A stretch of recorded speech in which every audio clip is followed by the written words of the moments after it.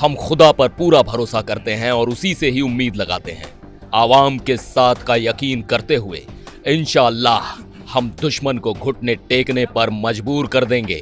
हम दुश्मन के सामने हरगिज नहीं झुकेंगे। खामनेई के ये कहते ही वहां बैठी आम जनता ने आयतुल्ला खामनेई जिंदाबाद के नारे लगाने शुरू कर दिए और अमेरिका और इजराइल के खिलाफ नारे लगाए।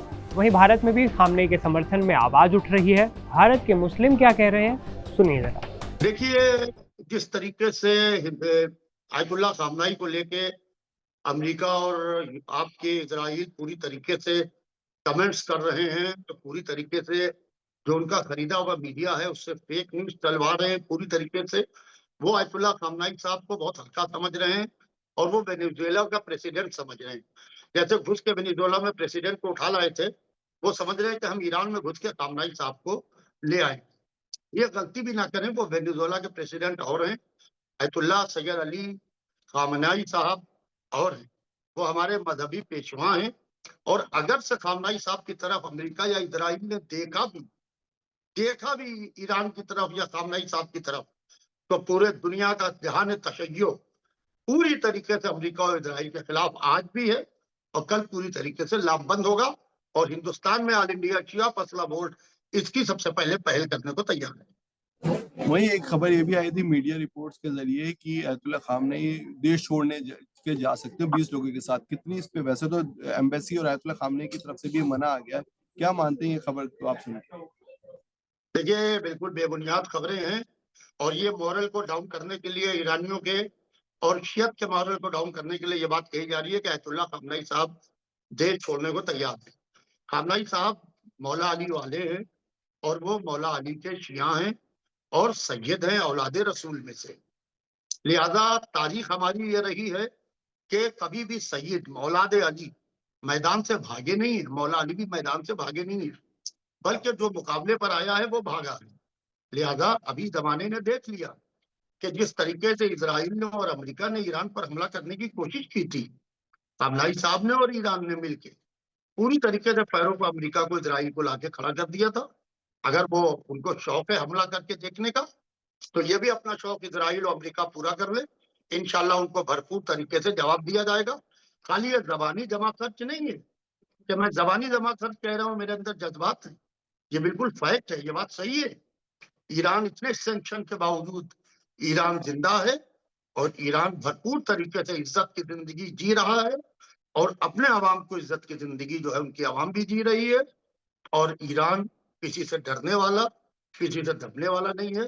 खामनेई साहब ने जब सबने कहा कि बंकर में छिपे हैं, तो उस वक्त खामनेई साहब ने जुमे की नमाज खुले आसमान के नीचे खड़े होकर पढ़ाई और पढ़ा के बता दिया कि हम करबला वाले हैं, हम जब मैदान में आ जाते हैं तो फिर हम मैदान से जाते हैं। शमील साहब हमारे साथ ज्वाइन कर चुके हैं। शमील साहब, किस तरीके से आप देखते हैं, क्योंकि आप हिंदुस्तान से शियों की आवाज उठाते हैं और आयतुल्ला खामनेई जो है वो खुद ईरान के एक सर्वोच्च नेता, यानी पूरे देश यानी विदेश में भी उनको जाने जाते हैं, क्या मानते हैं वेनेजुएला भी एक तरीके से ट्रम्प ने किया, उन्हें वेनेजुएला के राष्ट्रपति को उठा के लेके, क्या ईरान के लोगों को या जो आपके शिया समुदाय के लोगों को डर है कि आयतुल्ला खामनेई को भी ऐसे ना उठा के लेते? देखिए, अमेरिका की एक बहुत बड़ी खासियत रही है कि हमेशा उसने कमजोर मुल्कों पे या जहां पर बहुत कमजोर हुकूमतें हैं या वहां कमजोर ताकतें हैं, वहां पर ही हमले किए हैं।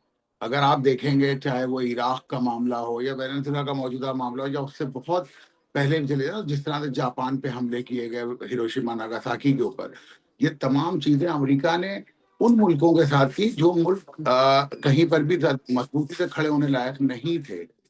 तो ईरान के साथ अगर इनकी हैसियत लड़ाई की होती है, ये कभी भी ये कोशिश कर पाते कि ईरान को ये हरा देंगे, तो इस स्टेज में आज से नहीं 50 साल पहले ही ये लोग हमले कर चुके होते ईरान के ऊपर, कि जिस वक्त पे रिजीम बदली थी। आज ये अपनी सारी कोशिशें कर चुके हैं, लेकिन किसी भी हालत में ये रहबर मोहतरम इमाम खामनेई की हुकूमत को हिला नहीं पाए हैं। और ये इनकी खिसियाहट है जो बार बार ये वहां पे कुछ ना कुछ ऐसी कोशिशें करते हैं। और ये कोशिशें खाली उनकी सिर्फ ईरान में नहीं है, तमाम ममालिक में भी वो यही सब कोशिशें कर रहे हैं। जिस वक्त ईरान पे अगर वो खुदा ना करे कभी कामयाब हुए, तो उसके बाद मजीद और दूसरे मुल्क हैं उनके ऊपर भी वो यही सब करेंगे।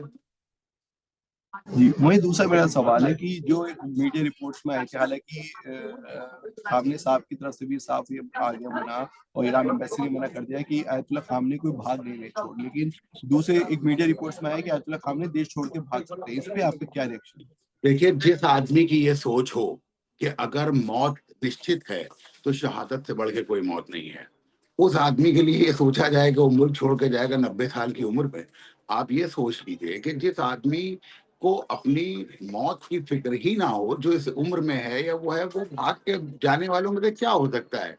और दूसरी जो सबसे बड़ी बात यह है कि जिसके नाम के आगे अली लगा हुआ हो, क्या आपको लगता है कि उसके अंदर ऐसी कहीं से ये सोचने की भी चीज आएगी कि वो मैदान छोड़ के भागने की कोशिश करेगा?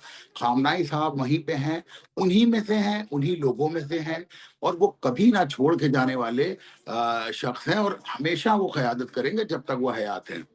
आखिरी सवाल, आप लोग अगर खुदा ना खास्ता कोई हमला हो जाता है ईरान के ऊपर या अयतुल्ला खामने के ऊपर, तो आप लोग एज ए शिया लीडर्स के रूप में आप क्या, आपका अगला कदम?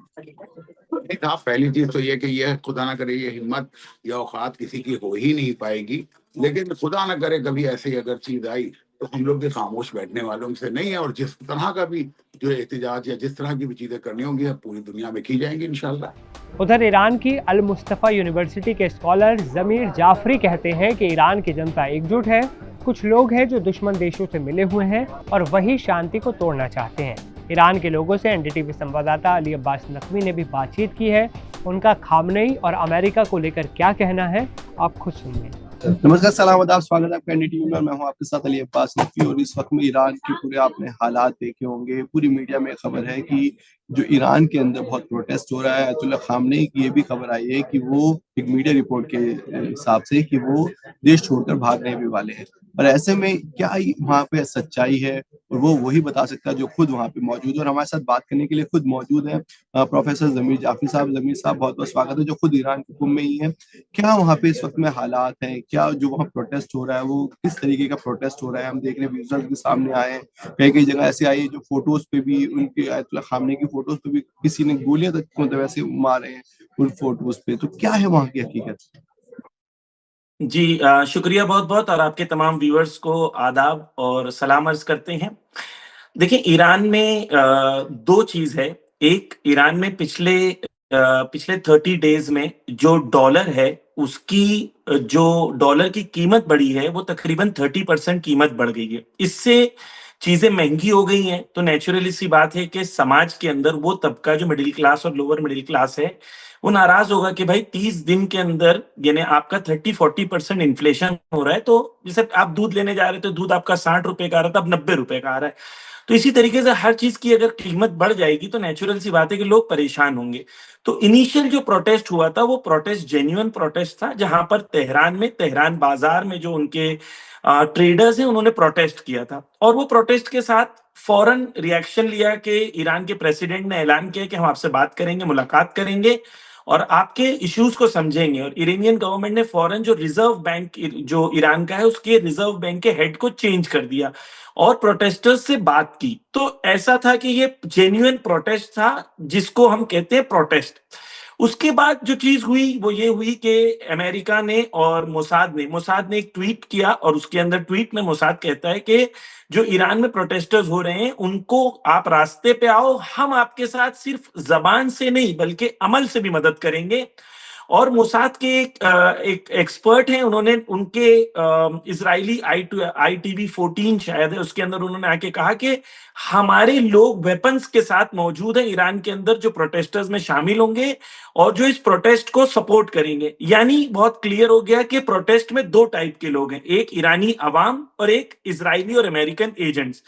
ट्रंप ने भी ओपनली ट्वीट किया, और ये सब उस वक्त ही हुआ, आप गौर करें उस टाइम को, कि जिस दिन ट्रंप जो है नेतन्याहू से मिलता है उसी दिन ईरान में प्रोटेस्ट शुरू होते हैं। तो इससे भी आपको एक लिंक क्लियर समझ में आता है कि इसके अंदर फॉरेन गवर्नमेंट्स का इन्वॉल्वमेंट है।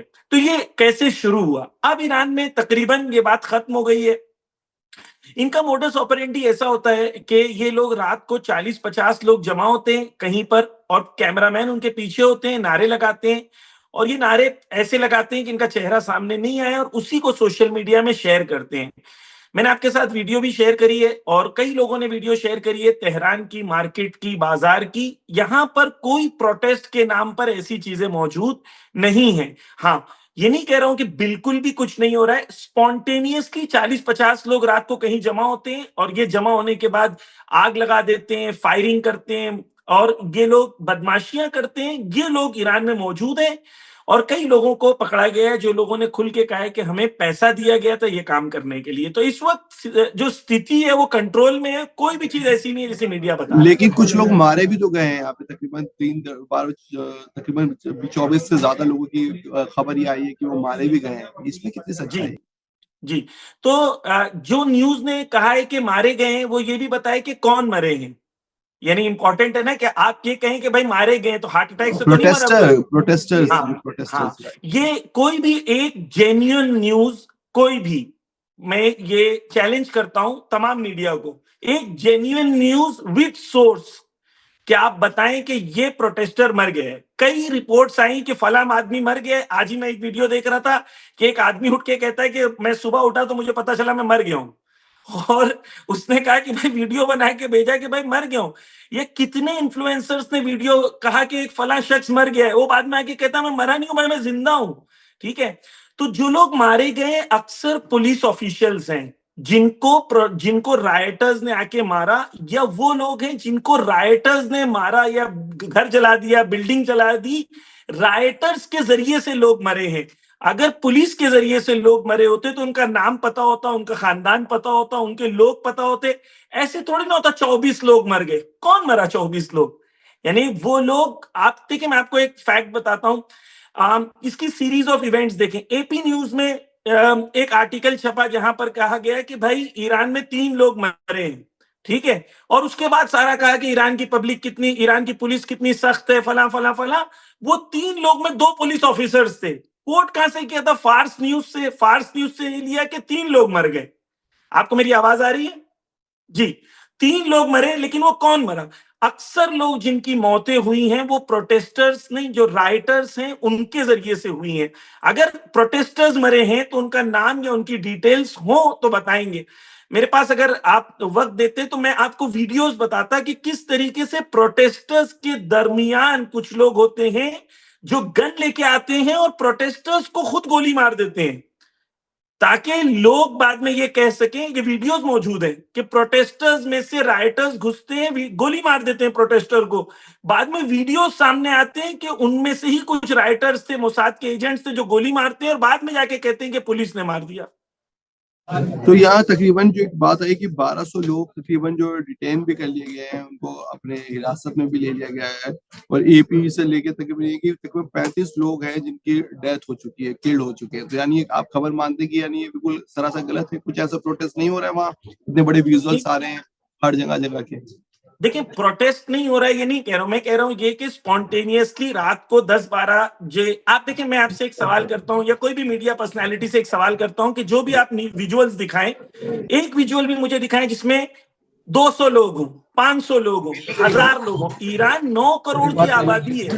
आप 50 लोगों के विजुअल्स दिखा के, 20 लोगों के क्लोजअप विजुअल्स दिखा के और साउंड लगा के, आप पीछे से कोई साउंड चेंज करके आप कह रहे हैं कि ईरान में इनकलाब आ गया। ये नहीं कह रहे कि ईरान में फॉरेन पेड एजेंट्स लोग प्रॉब्लम्स नहीं कर रहे हैं, लेकिन एक 9 करोड़ की जनता में आपके लिए कम से कम 10,000 की आबादी तो होनी चाहिए जो आपके फेवर में प्रोटेस्ट कर रहे हो, आपके खिलाफ में प्रोटेस्ट कर रहे हो। कल रात को कुंभ में, मैं कुंभ में रहता हूं, कल रात को कुंभ में तकरीबन 50,000 लोगों का एक जुलूस निकला था और 50,000 लोग मिलकर ईरान की गवर्नमेंट को सपोर्ट कर रहे थे। ये कितने मीडिया वालों ने दिखाया? क्यों? किरमान के अंदर 4 जनवरी को तकरीबन 1 लाख लोग जमा हुए थे ईरान की गवर्नमेंट के फेवर में। तो 50 लोगों को मीडिया दिखा रहा है, 1 लाख लोगों को नहीं दिखा रहा है। क्यों? नहीं, तो एक चीज मुझे बताइए, वो जो लोग हैं, 50 लोग भी हैं जो आप बोल रहे हैं, वो लोग किसके बिना पे? वो क्या आप लोग जितने भी 9 करोड़ लोग जो हैं, जो महंगाई है उसके कुछ खिलाफ नहीं खड़े हुए हैं? वहां पता चला 60 रुपए का, एक तरीके से इंडियन रुपीज में चावल है वो तकरीबन 250 रुपए का बिक रहा है वहां पे चावल। यानी कुछ महंगाई तो बढ़ी हुई है ना वहां पे, क्या उसके आप खिलाफ नहीं है? देखिए प्रोटेस्टर्स, मैंने कहा इनिशियली जब शुरू हुआ था प्रोटेस्ट, तो जेन्युइन प्रोटेस्टर्स शामिल होना चाहते थे, लेकिन जैसे ही दूसरे और तीसरे दिन पता चला कि प्रोटेस्ट के अंदर राइटर्स जुड़ रहे हैं, राइट्स कर रहे हैं, लोगों के घर जला रहे हैं, दुकानें जला रहे हैं, तो जेन्युइन जो प्रोटेस्टर्स थे वो सारे पीछे हट गए। अब इनके साथ कोई भी नहीं है। आप नेचुरल सी बात करें कि अगर आप कोई कंट्री में प्रोटेस्ट करना चाहते हैं, ठीक है, तो आप रास्ते पे आए, पीसफुली रास्ते पे आए, आप रास्ते पे आए, हजारों की तादाद में आए। आप कोई फॉरेन गवर्नमेंट की तरफ से ना आए, घरों को ना जलाए, बिल्डिंग्स को ना जलाए, ये तो प्रोटेस्ट नहीं होता है ना। आप भाई, एक आदमी की रास्ते में कार खड़ी है, आप कार के ऊपर जंप मार रहे हैं, कार की जो साइड विंडोज तोड़ रहे हैं, तो ये प्रोटेस्टर्स नहीं है। मैं ये बता रहा हूं कि ईरान में एक पब्लिक के अंदर इकोनॉमिक प्रॉब्लम्स को लेके नाराजगी है, इसको आप डिनाई नहीं कर रहे हैं। प्रोटेस्ट जो है, जेन्युइन प्रोटेस्टर्स जो प्रॉब्लम में फेस कर रहे हैं वो भी मौजूद हैं, लेकिन जो ईरान के अंदर जो न्यूज में दिखाया जा रहा है उसमें कोई भी चीज जेन्युइन नहीं है। अगर जेन्युइन होती, मैं तो, आप तो न्यूज में, मैं आपसे कहूं कि मिसाल के तौर पर मैंने एक चीज देखी और मैं आपको कोई सोर्स नहीं दूं, तो उसको न्यूज चलाना चाहिए। आप देखें जितने न्यूज चैनल्स हैं वो सारे लोग क्या कहते हैं, अनवेरिफाइड सोर्सेस से हमें पता चला है। आप एक न्यूज चैनल है क्या? पान की दुकान है? पान की दुकान में आप ऐसे नहीं, बात आप कर ये वाली सकते हैं? बात जो आप कह रहे हैं, द टाइम्स आपको की नहीं कह रहा हूं मैं, रिपोर्ट, एक जनरल नहीं कह नहीं, रहा हूं। एक द टाइम्स की भी रिपोर्ट यही यही चीज सामने आई है। उन्होंने कहा है कि आयतुल्ला की एक काफी सोर्स की बात नहीं, इनफैक्ट उन्होंने पूरे कोर्ट भी ये किया है कि एक अंदर की खबर ये है कि तकरीबन 20 लोगों के साथ आयतुल्ला खामेनी मॉस्को की तरफ जा सकते हैं। इनफैक्ट वो पूरा उन्होंने तैयारी करने की, कितनी इसमें सच्चाई है। देखें, आप एक न्यूज चैनल में हैं और एक रेप्यूटेड न्यूज चैनल में, आप खुद एक रेप्यूटेड न्यूज एंकर हैं, और तो कभी भी न्यूज के अंदर सबसे पहली चीज आप ये देखते हैं कि न्यूज का सोर्स क्या है। तो द टाइम्स की जो रिपोर्ट है वो कह रहे हैं 20 लोग जो हैं वो जा रहे हैं। उसका सोर्स क्या है? कहते हैं आर इंटेलिजेंस सोर्सेज। यानी ऐसा है कि जैसे मेरी खाला को मेरी फूफी ने कहा था, उनके दादा ने कहा था, कोई यानी आपके पास वेरीफाइड सोर्स नहीं है इस बात को बोलने का, लेकिन आप बोल रहे हैं। अच्छा, दूसरी बात क्या है अली अब्बास साहब, कि जितने मीडिया वाले हैं, अनफॉर्चुनेटली आप यूट्यूब पे जाके सर्च करें आयतुल्ला खामेनी फ्लीइंग ईरान, उस पे शायद इंडिया में शायद 200 से ज्यादा चैनल्स ने उसके ऊपर वीडियोस बनाए हैं और भरा हुआ है, लेकिन किसी ने भी ये सवाल नहीं किया कि भाई सोर्स क्या है इस बात का। अनवेरिफाइड सोर्सेस से पूरा न्यूज चैनल भरा हुआ है। तो आज क्या हो रहा है, यानी मीडिया की ऑथेंटिसिटी के ऊपर लोगों को सवाल है। वो आयतुल्ला खामेनी, ये न्यूज छपी 5 जनवरी को, 3 जनवरी को आयतुल्ला खामेनी आते हैं, लोगों के दरमियान स्पीच देते हैं। उस स्पीच में शायद 50,000 से ज्यादा लोग मौजूद थे। वो आए, पब्लिक में आए, उन्होंने स्पीच दी और पब्लिक में स्पीच दे रहे, और 5 जनवरी को आप कह रहे हैं, जबकि प्रोटेस्ट खत्म हो गए ईरान में, तकरीबन खत्म हो गए, उस दिन आप कह रहे हैं कि आयतुल्ला खामेनी ईरान छोड़ के चले जाएंगे। इनको आयतुल्ला खामेनी ही नहीं मालूम है। ये उस जमाने में भी कह रहे थे कि बंकर में छुप गए, अब बंकर में चले गए, लेकिन जब बाहर निकले तो इन्होंने ऐलान किया कि मैं जुमा पढ़ा रहा हूं, और क्या हुआ? इजराइल ने कुछ कर नहीं सका। इसी तरीके से रोजे आशूर के दिन बाहर आए। तो ये लोग जानते नहीं है, क्योंकि हम शिया हैं, शिया कौम इमाम हुसैन से मोहब्बत करती है, हमें सिर्फ 2 रास्ते पता है। एक तो हम किसी पे जुल्म नहीं करते, एक कभी भी शिया टेररिस्ट नहीं होता, एक शिया कभी भी किसी के ऊपर जुल्म नहीं करता, लेकिन शिया वो भी होता है कि अगर उस पर जुल्म हो तो कभी बर्दाश्त भी नहीं करता। उसके पास सिर्फ एक रास्ता होता है, जुल्म का मुकाबला। मैदान छोड़ के भागने वाले कभी भी शिया नहीं होते, मौला अली के चाहने वाले नहीं होते। वो डटे रहते हैं, या जंग में सर कट जाएगा लेकिन सर झुकेगा नहीं। ये शिया आइडियोलॉजी का बेसिस है, ये जानते नहीं है, इसलिए बार बार ऐसी बातें करते हैं। वहीं जिस तरीके से आपने देखा कि यूएस ट्रंप ने वेनेजुएला के जो प्रेसिडेंट हैं उन्हें भी किडनैप करके न्यूयॉर्क तक ले आए, और क्या कोई डर खौफ है कि क्या वो ईरान के अंदर आके भी इस तरीके से वो हरकत करें? क्या आप मानते हैं, कोई डर खौफ है? जी, देखिए 1979 में जब ईरान में इनकलाब आया था, तो बहुत इंटरेस्टिंग है अलीबाज साहब कि उस जमाने में तबस नाम की एक जगह थी। तो 1979 में जब अमेरिकन पपेट एक डिक्टेटर था रजा शाह, उसको पब्लिक ने उतार दिया और इमाम खुमैनी की एक इस्लामिक गवर्नमेंट को फॉर्म किया पब्लिक रेवोल्यूशन के बाद। अमेरिका का, क्योंकि वो पपेट था और डिक्टेटर था, तो अमेरिका ने उसको सपोर्ट किया। अब गौर करें, अमेरिका जब पब्लिक ने जाके ईरान अमेरिका की जो एम्बेसी थी उस पर कब्जा कर लिया और उनके 200 एम्प्लॉइज को कैद कर दिया। तो अमेरिका ने सेम यही डेल्टा हेलीकॉप्टर्स को भेजा था और इनकी पूरी टीम को भेजा था। तो मैं आपको फोटोज भेजूंगा, आप देखिएगा कि तबस नाम की एक जगह पर सैंड स्टॉर्म आता है और जब सैंड स्टॉर्म आता है तो इनके हेलीकॉप्टर्स आपस में टकरा जाते हैं और ये गिर जाते हैं। और इस फोटोज मौजूद है कि इन टूटे हुए हेलीकॉप्टर्स के साथ आयतुल्लाह खामेनेई और दीगर ऑफिशियल्स खड़े थे। तो ऐसा नहीं कि ईरान में इन्होंने कोशिश नहीं की। ये 12 दिन की जंग के अंदर भी एक्चुअली आप भी जानते हैं, इजरायली ऑफिशियल्स ने भी कहा, इजरायली डिफेंस मिनिस्टर ने भी कहा कि हम आयतुल्लाह खामेनेई को अरेस्ट करना चाहते थे, हम आयतुल्लाह खामेनेई को मारना चाहते थे। तो ये नहीं है कि वो नहीं चाहते, हकीकत ये है कि वो कर नहीं पाते। ईरान के अंदर मजबूत गवर्नमेंट है, ईरान ने आखिरी दिन तक लड़ाई की और इजराइल की तरफ से पेशकश आई थी कि भाई हमें सीज फायर करना है। ईरान की तरफ से नहीं आई थी, ईरान ने आखिरी दिन अमेरिका के एयरबेस पे हमला किया था। उसके बाद ट्रंप ने कहा कि हम सीज फायर चाहते हैं।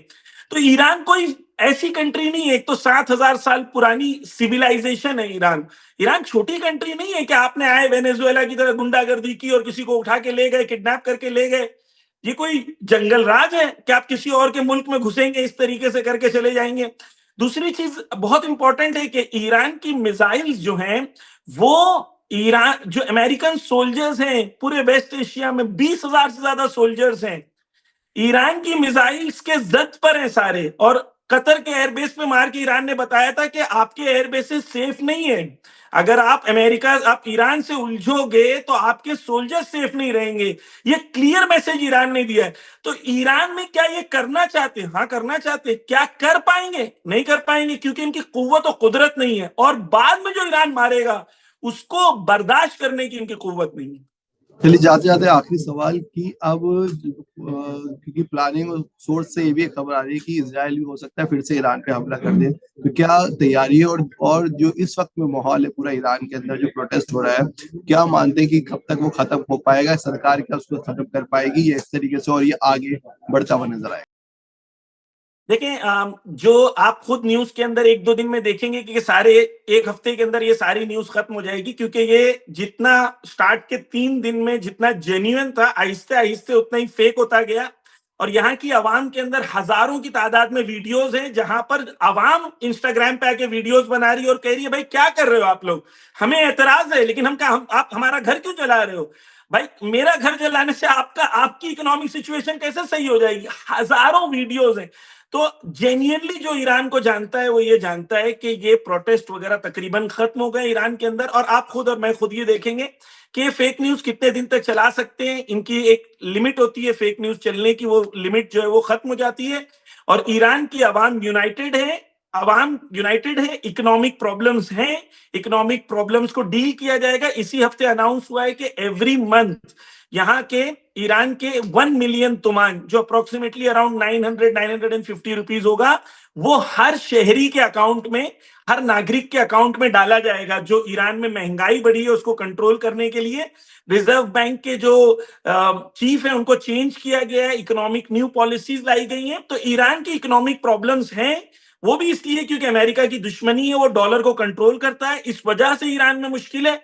लेकिन ये जंग का हिस्सा है and Iranians understand that and they will fight it.